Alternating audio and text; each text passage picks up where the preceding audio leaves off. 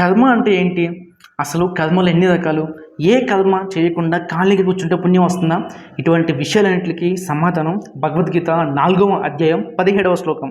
కర్మణో happy బోద్ధవ్యం బోద్ధవ్యం చ కర్మణః అకర్మణశ బోద్ధవ్యం గహనా కర్మణో గతి.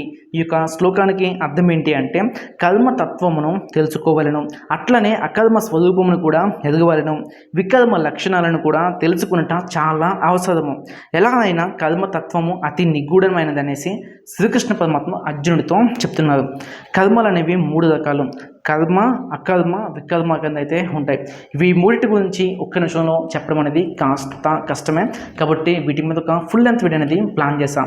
అది ఒక 2-3 రోజుల్లో మన ఛానల్ అయితే లైవ్ అయిపోతుంది. దాన్ని చూస్తే మీకు కర్మతత్వం అనేది చాలా క్లియర్గా అయితే అర్థమవుతుంది. అది మిస్ కాకూడదు అనుకుంటే మన ఛానల్ అయితే సబ్స్క్రైబ్ చేసుకోండి. అతి నిగూఢమైన కర్మతత్వాన్ని అయితే తెలుసుకుందాం. హరే కృష్ణ.